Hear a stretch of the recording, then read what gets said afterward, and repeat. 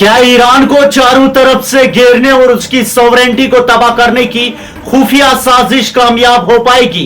क्या यूएस और उसके इत्तेहादी अपने मुफाद के लिए पूरे रीजन को एक ना खत्म होने वाली जंग में झोंक रहे हैं? आप देख रहे हैं the war update Saeed Sajid Hussain के साथ। एयर स्पेस वायलेशन और ड्रोन अटैक्स की अगर हम बात करें तो सऊदी एयर स्पेस की खिलाफ वर्जी, ड्रोन्स को रोकने और यूएई के न्यूक्लियर फैसिलिटी के करीब धमाके ने हिफाजती खदशात को बढ़ा दिया है। सऊदी अरबिया ने इराक की तरफ से आने वाले 3 ड्रोन्स को मार गिराया। सऊदी डिफेंस मिनिस्ट्री और तर्जुमान तुर्की अल मल्की ने कहा कि मुल्क अपनी सॉवरेंटी के लिए हर जरूरी ऑपरेशनल कदम उठाएगा और सही वक्त पर जवाब देने का हक रखता है।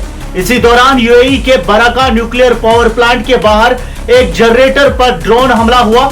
ऑफिशियल्स के मुताबिक 3 में से 2 ड्रोन्स को रोक दिया गया और रेडिएशन का कोई खतरा नहीं है क्योंकि नुकसान न्यूक्लियर कोर से बाहर हुआ है। दूसरी तरफ इराक ने साफ कह दिया है कि वो अपनी जमीन पड़ोसी ममालिक पर हमलों के लिए इस्तेमाल नहीं होने देगा। यह मामला तब गर्म हुआ जब सऊदी अरबिया ने इराकी जमीन से होने वाले मुसलसल ड्रोन हमलों पर इराक के एम्बेसडर को तलब किया था। अब बात करते हैं ईरान कॉन्फ्लिक्ट और यूएस के प्रेशर की। तो डेली टेलीग्राफ की एक हैरानकुन रिपोर्ट के मुताबिक ट्रंप एडमिनिस्ट्रेशन यूएई पर दबाव डाल रही है कि वो ईरान के खिलाफ ज्यादा एग्रेसिव रोल अदा करे और पर्शियन गल्फ में मौजूद ईरान के अहम 11 आइलैंड पर कब्जा कर ले। रिपोर्ट के मुताबिक एक यूएस ऑफिशियल ने यहां तक कह दिया, जाओ और उन पर कब्जा कर लो। इस समय यूएस के बजाय यूएई के फौजी जमीन पर होंगे। 11 आइलैंड ईरान का एक बड़ा क्रूड ऑयल एक्सपोर्ट टर्मिनल और क्रिटिकल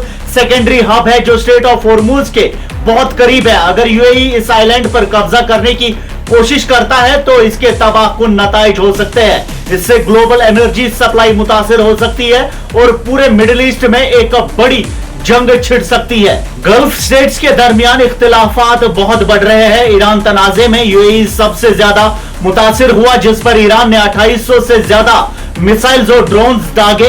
रिपोर्ट के मुताबिक अबू धाबी का मानना है कि उन्हें अपने गल्फ पड़ोसियों के बजाय इसराइल और यूएस के ज्यादा सपोर्ट मिली। ब्लूमबर्ग के मुताबिक यूएई ने शुरू में सऊदी अरबिया और कतर को ईरान के खिलाफ कोऑर्डिनेटेड मिलिट्री रेस्पॉन्स के लिए मनाने की कोशिश की थी, लेकिन दोनों ममालिक के इनकार पर यूएई को मायूसी हुई। अब खदशा है कि यह कॉन्फ्लिक्ट मजीद ममालिक तक फैल सकता है।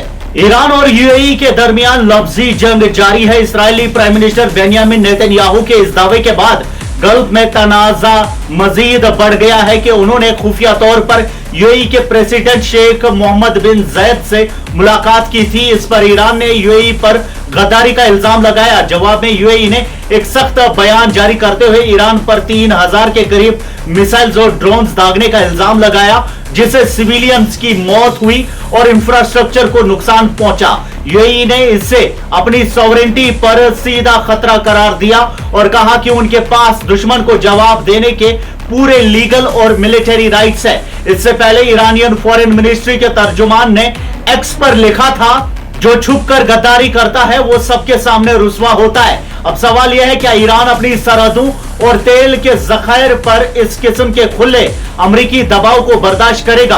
अगर गल्फ ममालिक इसराइल के साथ मिलकर खुफिया मुआहदे करेंगे तो क्या ईरान के अपने दिफा में कदम उठाना जायज नहीं? और अगर यूएई ने ईरान के आइलैंड पर कब्जा करने की कोशिश की तो क्या इस साजिश का अंजाम पूरे खित्ते की तबाही नहीं होगा? आपकी क्या राय है? कमेंट्स में हमें जरूर बताएं। मजीद न्यूज अपडेट्स आप तक पहुंचाते रहेंगे। फिलहाल के लिए इतना ही, शुक्रिया।